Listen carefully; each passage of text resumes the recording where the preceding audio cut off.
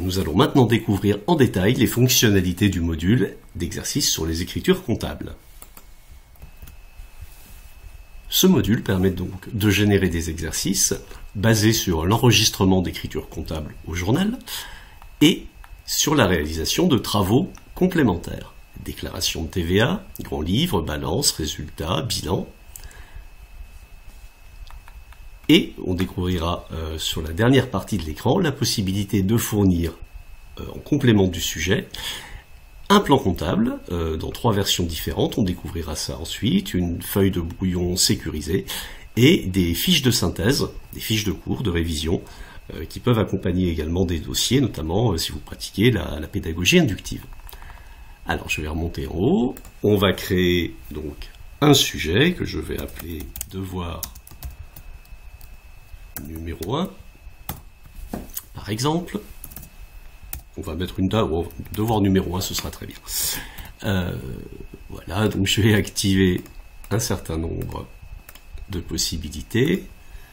Donc je vais demander l'enregistrement de quelques ventes, d'un retour, de 3 achats, d'un retour aussi, de 2 charges diverses, d'une opération exonérée, et de 2 produits divers, par exemple. Ouais. Le logiciel me dit que ça va nécessiter la réalisation de 14 écritures au journal. Je vais pouvoir opter pour le mode PME ou le mode grande entreprise. Pour faire simple, le mode PME fait travailler sur des petits chiffres et le mode grande entreprise sur des gros chiffres. Bon. Donc ici, il est paramétré en standard sur le mode PME. On pourra faire un exemple de chaque, comme ça vous pourrez mesurer la différence justement de taille de chiffre au niveau des sujets. Ensuite, je peux préciser évidemment le mois concerné par les opérations. Donc vous aurez toujours un sujet qui correspondra au mois pendant lequel vous en avez besoin. C'est fini les sujets que vous gardiez en photocopie parce que vous les trouviez bien, mais qui font référence à l'année 2002 ou 2004. Ça faisait un peu sourire les étudiants. Là, votre sujet sera toujours complètement à jour. Donc ensuite, en cochant simplement les petites cases qui sont sur fond vert, vous allez pouvoir demander différents travaux. On va faire un sujet dans lequel je vais tout demander. Alors on va demander la déclaration de TVA. On me demande de choisir quel mode je veux. Simplifié, sur les débits ou sur les encaissements. Si je choisis TVA simplifié, c'est simplement la soustraction globale, TVA sur toutes les ventes, moins TVA sur tous les achats. Sinon, je peux appliquer les règles de la TVA sur les débits ou de la TVA sur les encaissements. On va prendre sur les encaissements. Vous pouvez également demander la séparation des avoirs ou pas. Si vous ne cochez pas la séparation des avoirs, les avoirs seront simplement déduits des montants des achats des ventes. Et si vous cochez séparation, ils apparaîtront sur la ligne adéquate de la déclaration CA3. On peut aussi, mais ce n'est pas obligatoire évidemment, demander que le sujet indique la présence d'un crédit de TVA du mois précédent. On va le demander. Ensuite, on peut demander la réalisation de différents documents. Donc là, je vais tous les demander. On va demander d'imprimer un journal vierge et on va demander les modèles vierges de grands livres, de bilan, de résultats et de balance. Nouveauté de la version Genexo Ultra, la possibilité d'obtenir tous les corrigés, non seulement au format PDF, mais en plus l'export de ces corrigés au format Excel modifiable. Ce qui peut vous permettre d'intervenir sur un sujet, de prendre la main, et puis de le compléter ou de le faire évoluer en fonction de vos souhaits. De la même manière, on peut maintenant adjoindre au sujet, toujours dans un souci de limiter les possibilités de fraude, un plan comptable, disponible en 3 versions, un plan comptable complet, qui va tenir sur 3 feuilles A4, et qui aura l'apparence du petit accordéon que vous connaissez bien, un plan comptable limité qui tient sur une feuille A4, ou uniquement les comptes nécessaires au traitement du sujet sans aucun compte superflu. Ce qui est peut-être plus intéressant dans une démarche d'exercice ou de TD, et dans une situation d'évaluation, on donnera un plan comptable, on va dire complet ou limité, et charge à l'étudiant de retrouver ce dont il a besoin. Donc pour ce premier exemple, on va demander le plan comptable complet, et puis dans les exemples suivants, on ira demander les autres versions. On va également, puisque c'est un devoir, demander l'impression d'une feuille de brouillon. Et on pourrait demander l'impression de fiches de synthèse, mais comme c'est un devoir, on va pas les demander là, je les demanderai tout à l'heure.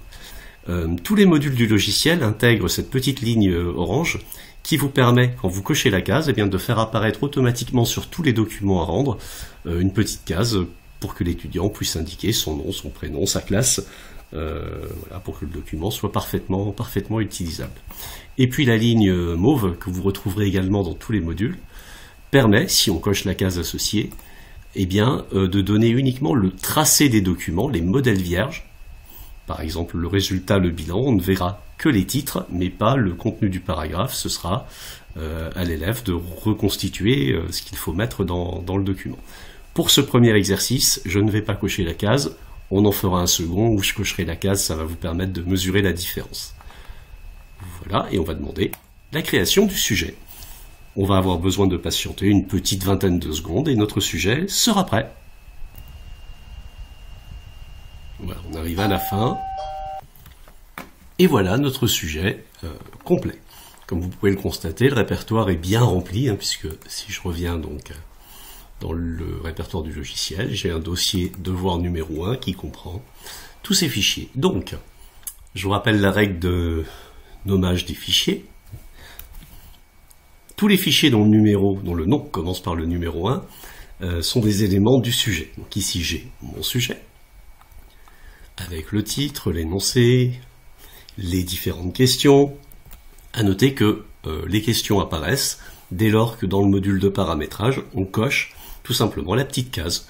J'ai coché la case « Faire la balance ». La question « Faire la balance » apparaît sur le sujet.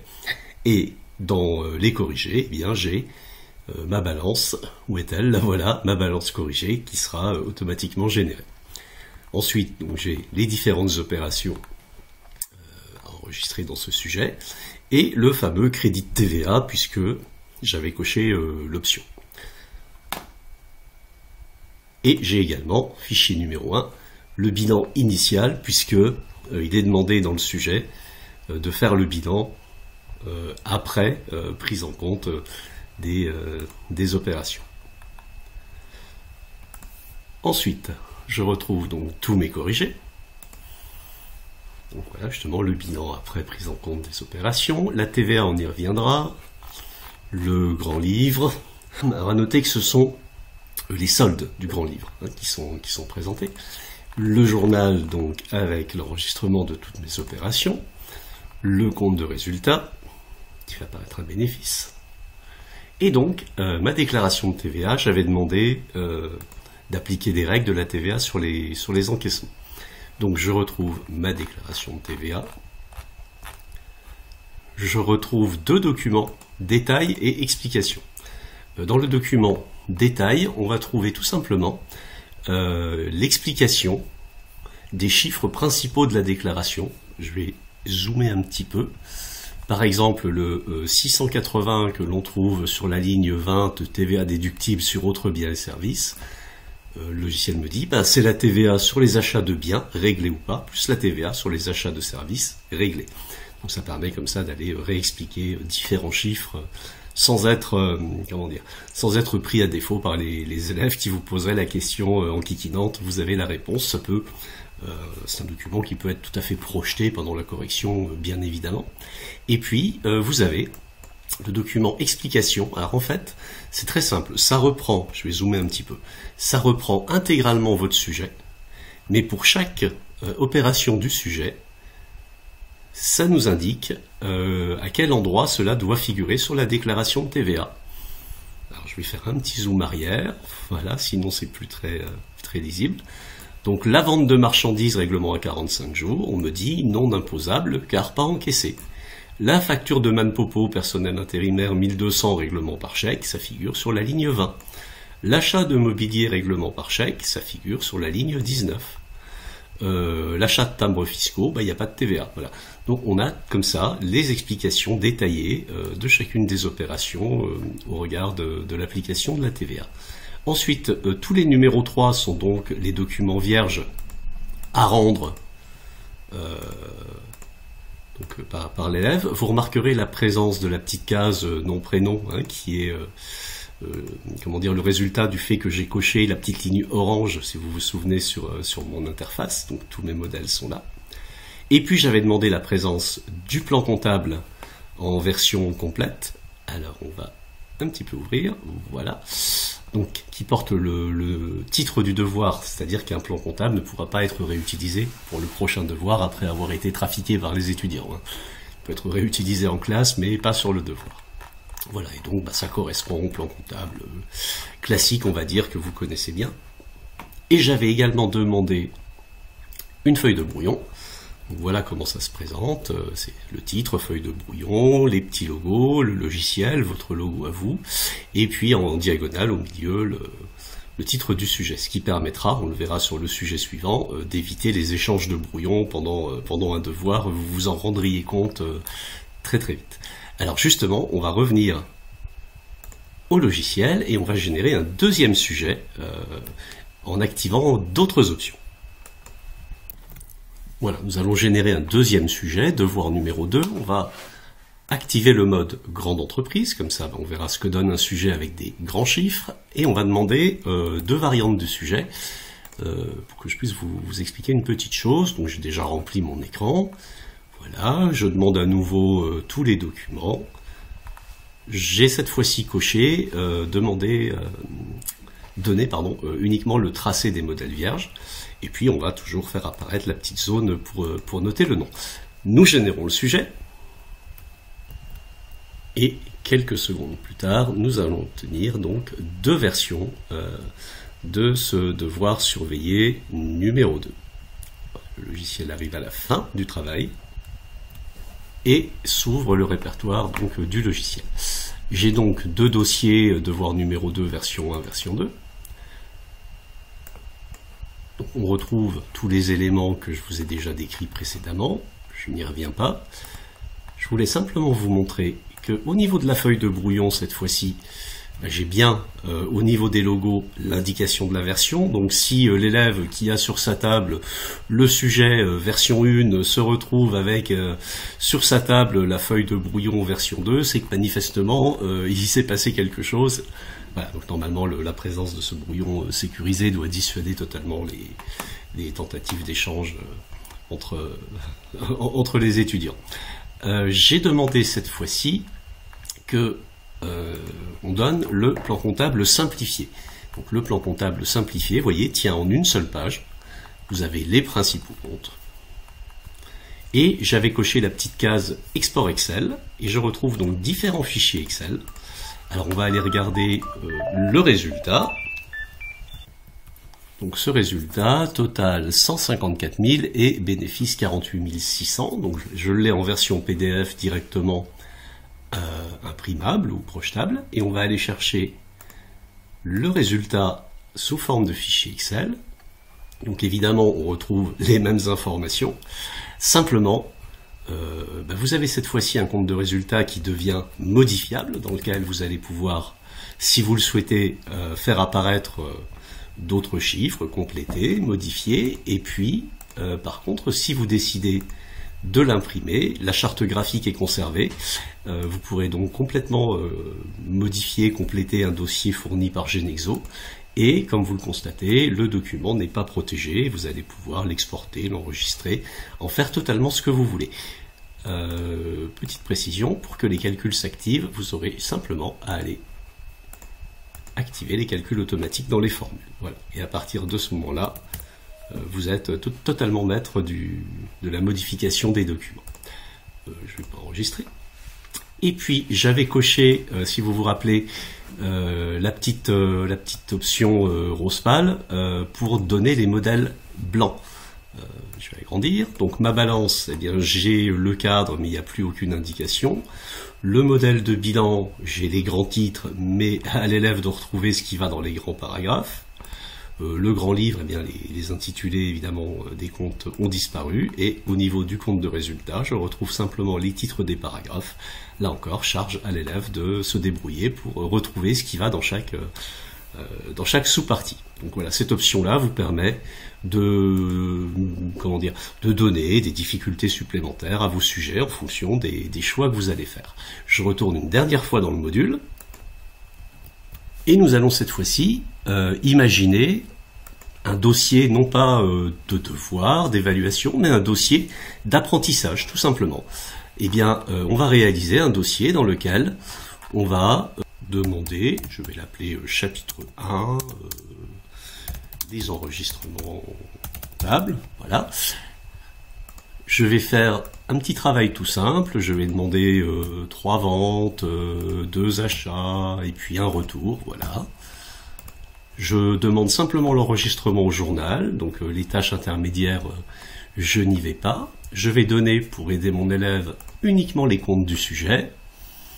Et puis, je vais lui fournir la fiche de synthèse, la comptabilisation d'une facture et la comptabilisation des retours. Je vais pouvoir choisir de faire apparaître ou pas le titre de mon sujet, en cochant la case, d'accord, sur les fiches de synthèse. Donc ici, chapitre 1, les enregistrements. À vous de voir.